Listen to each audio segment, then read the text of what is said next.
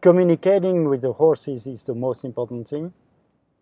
And I always focus about dealing with the horse's brain and not with the horse's body directly. So I never force the horse to do something. I always kind of deal with the horse's brain and try to convince him to do it for me. And this is very, very, very important for me. This is the priority number one. It's all about convincing with diplomacy.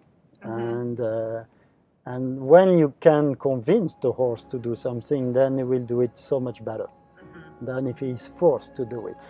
Because if he is forced to do it, then he will start to go away from it because it's not fun for him.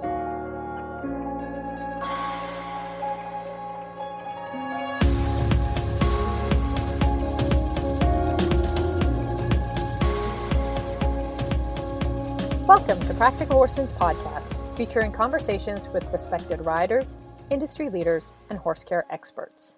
The show is co-hosted by Practical Horseman editors, and our goal is to inform, educate, and inspire. I'm Sandra Olenek, and this week's episode is with French Olympian and World Equestrian Games champion Eric Navet. Eric grew up breaking young horses at his father's farm, Quito de Baussy, in France, and taking them to their first competitions. His father, Alain, was a farmer, breeder, and top-level rider who was named to France's 1968 Olympic team, though an ankle injury from a foal's kick precluded him from going. In addition to learning everything about riding and horsemanship from his father, and training up to 30 young horses each year, Eric, who earned 2 national junior titles, gained international attention in the Junior European Championships, where over 3 years he earned 2 silver medals as well as an individual gold. Eric began competing at senior shows and was selected to represent France at the 1984 Los Angeles Olympics after being partnered with Atout just 3 months earlier. After that, he and his homebred, Quito de Baussy, enjoyed several years at the top of the sport. They earned individual and team gold medals at the 1990 World Equestrian Games, team gold at the 1991 European Championships, team bronze at the 1992 Barcelona Olympics, and team silver at the 1994 World Equestrian Games. Eric had international success with other horses as well, including a team silver medal at the 1998 World Equestrian Games with Atout de Signy, as well as team gold and individual silver at the 2002 World Equestrian Games and an appearance at the 2004 Olympics with Dollar du Murier. Throughout his career, Eric has won 5 gold medals at the French National Championship. Eric moved to Rancho Santa Fe, California in 2013 to be the personal coach for Grand Prix rider Karl Cook. Fast forward 7 years, and Eric and Karl are the collaborative crux of Pomponio Ranch, mixing old-fashioned horsemanship and looking outside the box for new ways to enhance those methods. You can read more about this in the article Classic Meets Cutting Edge at practicalhorsemanmag.com. I caught up with Eric at the Longines FEI Jumping World Cup Final Qualifier in Wellington, Florida, earlier this year. During our conversation, Eric shared what it was like growing up as a third-generation horseman on his father's breeding farm, competing at the 1984 Olympics at age 25, riding legendary horses Gem Twist and Milton at the 1990 World Equestrian Games, and more. You can read more about how Eric focused on enjoying the moments with Gem Twist and Milton in the article Eric Navet, Mindset Matters, also at practicalhorsemanmag.com. Before getting into our conversation, I first want to thank the sponsors of this week's podcast, ADM Animal Nutrition. ADM Animal Nutrition knows that equine athletes require specialized nutrition to perform at their optimal levels. ACEs is a unique amino acid supplement formulated to boost muscle and tissue recovery, to support optimal muscle repair, and to promote fitness. Give your equine athlete the nutritional support he needs to excel in the show ring. Feed ACEs, an amino acid supplement from ADM Animal Nutrition. Learn more at admequine.com. Now, let's jump right into our conversation with Eric, where he talks about growing up and riding at his father's farm. Oh, I have the best childhood you can imagine. Yes, I'm from a multi-generation horse people because My granddad was the first one to breed sport horses, but before him, it was all farmers in the family. So at these times, old times, the farmers always had the horses for the farm work and also to travel with. So there were always horses in my family. And as a kid, I was put on a horse before I was able to walk. So it has always been so natural for me, to ride horses. Like other kids, just walk and then bike. And so then when I was very young, I got on ponies just for fun, and was with my brother. We were riding pony all day long. We work on the seat very early because we rode them with no saddle. We did everything with them. So I think I got a good seat on a horse from that. Right, the balance you would have to have. Exactly, seat and balance. How did working with your dad and riding the young horses impact you as a rider and trainer? That is very interesting and very important question because I got a lot of experience on young horses because I was exclusively riding young horses when I was young, and except for one horse, because my dad had a pretty big breeding operation, like he had always between 40 and 45 brood mares. So we bred a lot. So we had a lot of babies, and my job was to break up the babies when they were 2.5. Always all of them when we were 12 and a half, and I broke all of them myself. Like 30 of them every year. Wow. And I get the young ones, ready for the 4-year-old the 4-year-old shows. That I started training them when they were 3.5. And then get them ready to show as 4-year-olds, and then we sold most of them and when they were 4, 5, and 6. After my 18 of age, I just did the young horses, and so I went to the show and I showed 15 horses a day, and I did so many rounds, and that's where I got my experience, and. It's like any other sport. The more you practice, the better you feel, and the more self-confidence. You get the self-confidence by practicing. And I had the chance to practice a lot in the ring because I had so many young horses. So for me, showing was just a normal thing. Right. Did you know at a young age that you wanted to compete at a high level? I knew at a young age that I wanted to be around horses all my life. I never had any question about that, and from my young age, I loved the horses and I loved the sport. So I was sure what I was going to do, but I was not thinking about big things. I was thinking about this lifestyle around the horses. I love the horses. I love to ride myself. I like training. I love riding every day. It's not only about competing. So I didn't even think about getting to the high level. I was just enjoying what I did. Moving on to the horses, who are some important or influential horses in your life, and what were they like? So obviously the first name that comes to my mind is Quito de Baussy. My dad's farm's name was Baussy, le Haras de Baussy, and Quito de Baussy obviously was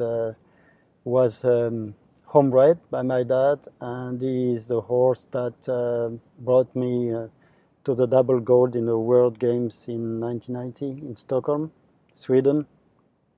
The horse was only 8, so it's been obviously very influential in my career because I started from scratch with him as well, So I broke him as a 2-year-old, and I started to train him as a 3-year-old, and I showed him in the young horses shows in France, and here we are. When he was 8, we got the double gold at the games, and the year after, we had the European Championship in my home country in France, in La Baule.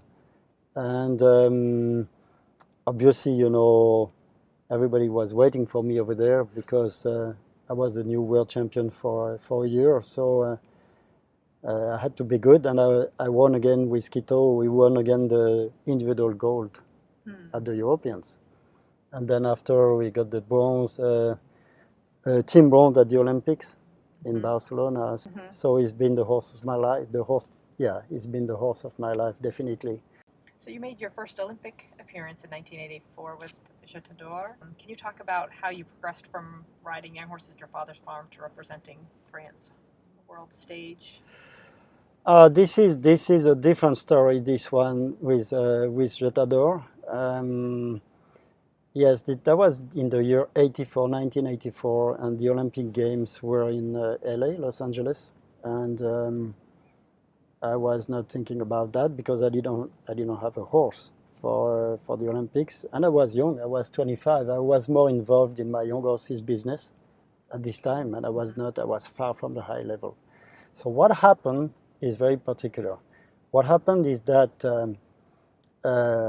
I got for the first time in this horse 3 months before the Olympics, just to try, and because the usual rider, Hervé Godignon, was a famous rider in France at this time,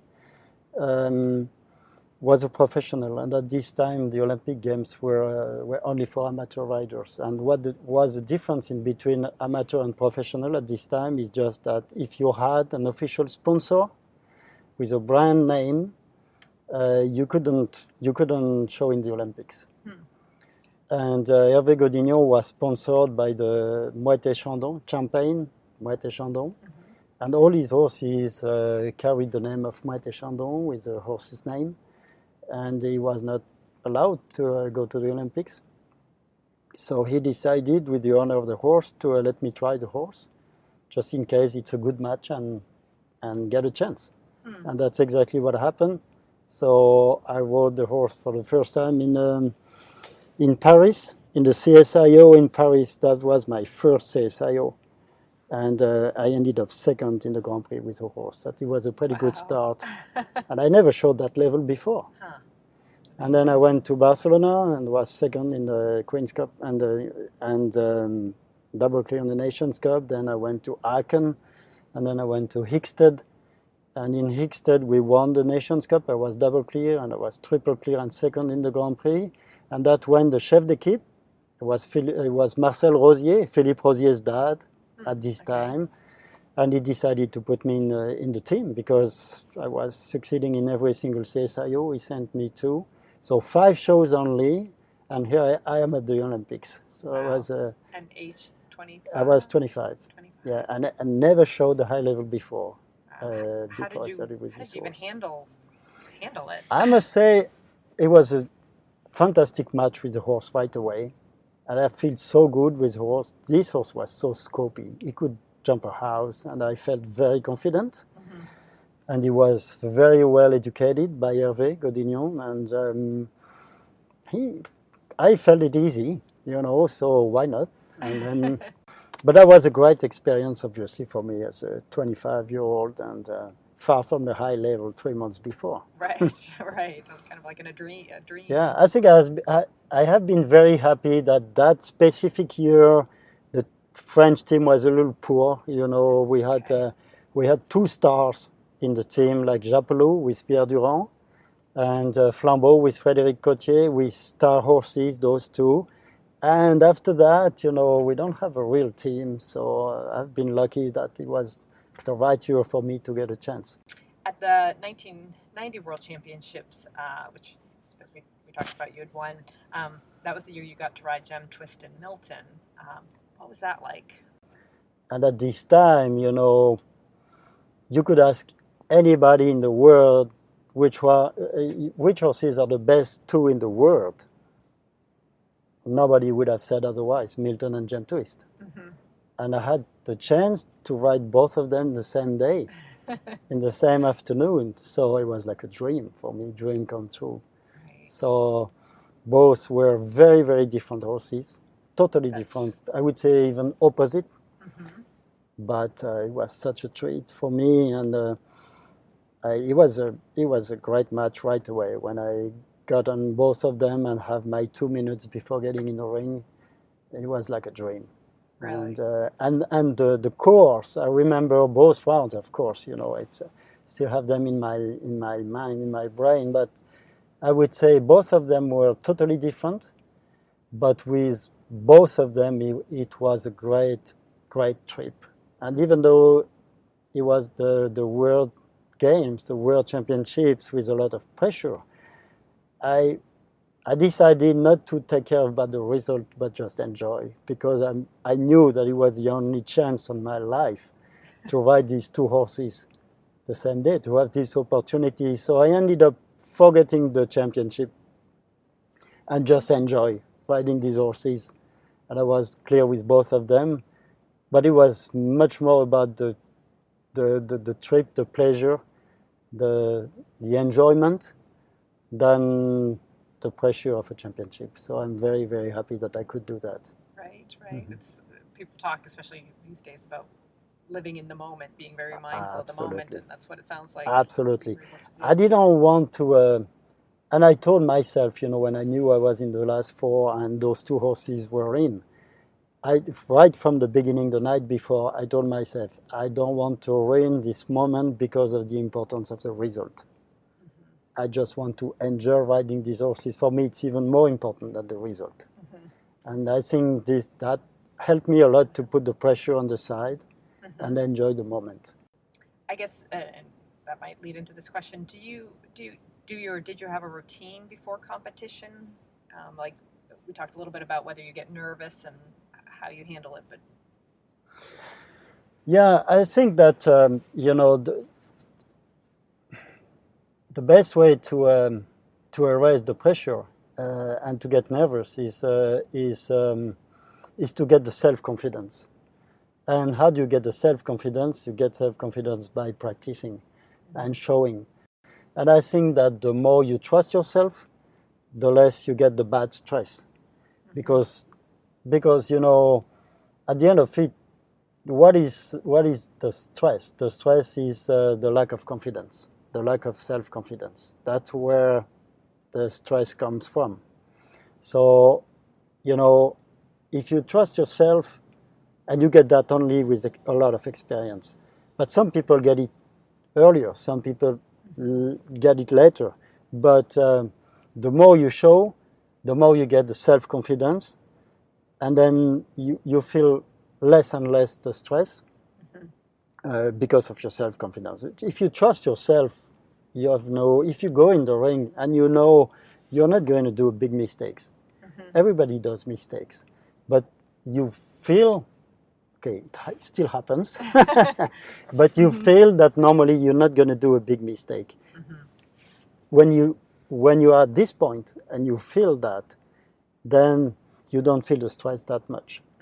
So what doesn't depend on you is it a good day? Is it not a good day? You have lucky days and unlucky days. So sometimes it's like it's written that you're going to win and you win. And sometimes it's written that you're not going to win today. And even if you ride well, even if you ride perfect, you have a rail down, and an unlucky rail. Sometimes you think you rode super and you have a rail. And sometimes you think, I did a few small mistakes that were not that good, and you're still clear. So that's part of the sport. But that's not where the stress comes from. The bad stress comes from. The bad stress, again, comes from the lack of confidence, self-confidence. And it's only showing and showing and showing and showing until you trust yourself. That's the way. But I don't have any tricks, it's just experience. Moving on to, training and teaching, what would you say that your overall training philosophy is? That's a very interesting question. I mean that for me, it's all about communication between the horse and the rider. And I would say for me, the priority number one is to keep my horses happy. I think that the horses have to be happy to succeed, and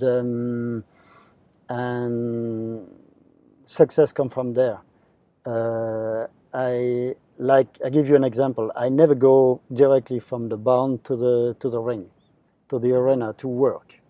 I don't forget that the horses spend a lot of time in their stalls, and I don't want them, every time they go out of the stall to be ridden, it is just for work. I think they have to enjoy life as well. And I always take them to the trails like 15 minutes before I go to the ring and start my flat work. I do a lot of flat work. I think it's very, very important because we need so much precision in the ring, and you get that only from the flat work, and then practice obviously on the fences and the jumps as well. But I think that we need a lot of flat work because you need to get to the point where the partnership in between the rider and the horse is highlighted. I mean, it is so important that the horse and the rider think the same way. And I try, everything I teach my horses, it's always working with them, never against them. So I want my horses to do every kind of exercise. It can be either on the flat or on the jumps. That the horse, does every kind of exercise because he understands it and is happy to do it for me.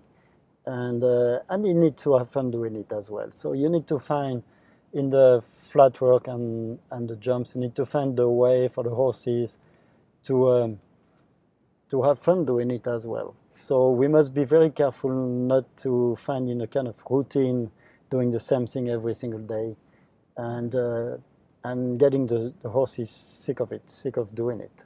So a lot of variation in the exercises,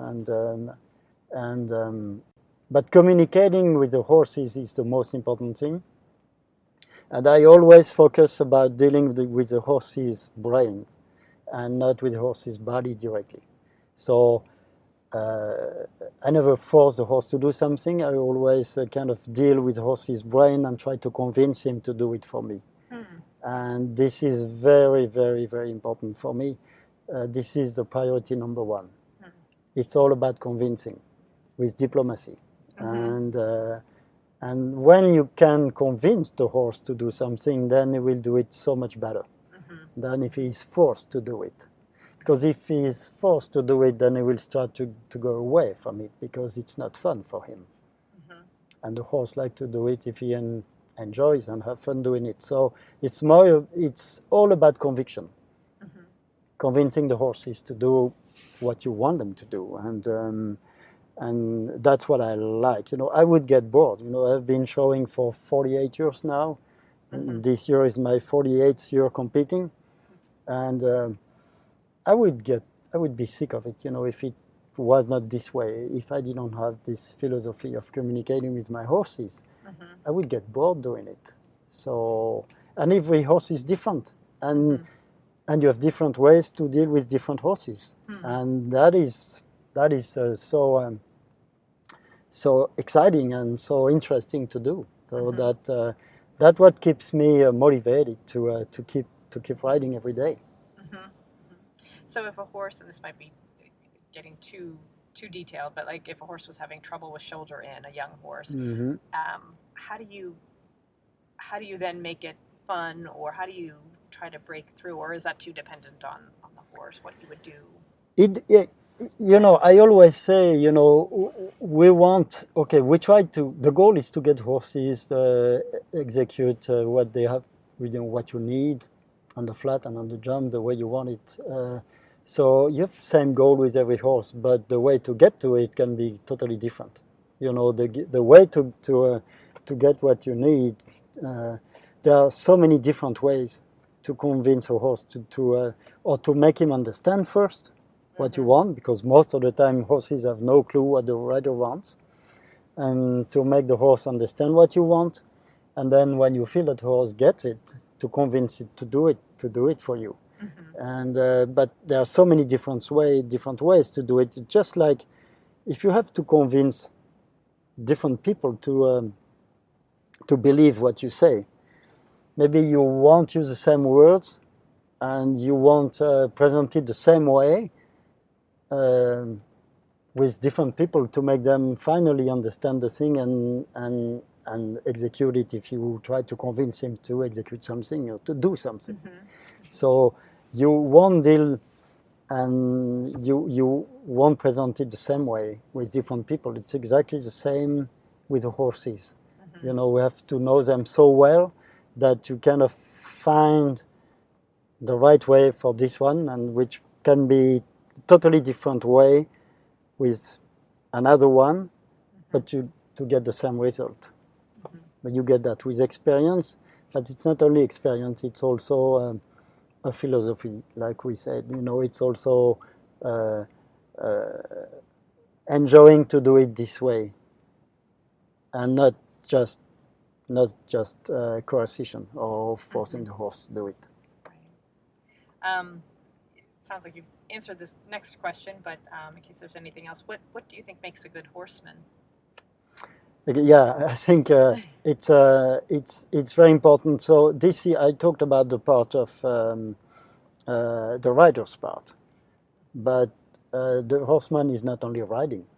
It's not only about riding. It's also about the knowledge of the horse and everything you get to know about the horses. You know, everything, feeding program, anatomy, you know, everything that you have to know about the horse. You have to be a horseman, not only a rider.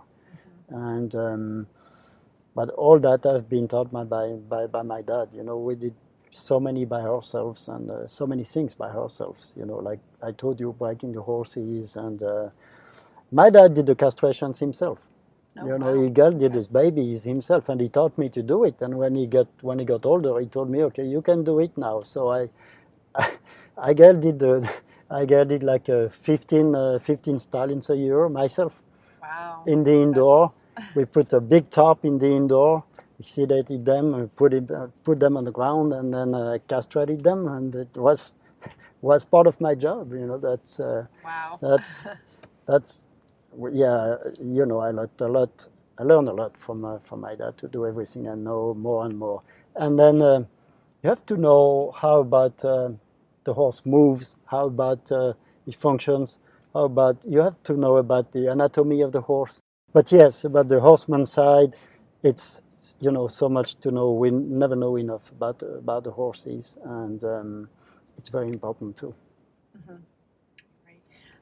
So now you moved to California in 2013 to be the personal coach for Karl Cook. What led you to that decision? I would say different things. First of all, Karl's ambition. You know, Karl was very motivated in learning and with the goal to reach the high level one day. And I got to start with Karl when when he came to my place. You know, we had a common friend whose name is Ali Nilforishan in California, and Ali told him, "Why wouldn't you go like for a little while to my friend Eric Navet in France, Normandy, and start to ride with him a little bit?" So Karl came for the summer to my place. And we got along very well, and he seemed to be happy about what we did together, because then he started to speak to me about coming to California to help him now and then, and that's what I did. You know, the first year. After that, I flew back and forth, and I did both, you know, my farm and my shows in Europe, and some shows and training Karl in California, but I couldn't keep doing that because it's too far. You know, it's a 12 hours flight and 9 hours changing time, and flying back and forth all the time. So we had to take a decision. Karl's family wanted me to move to California. It was a very, very difficult decision for me.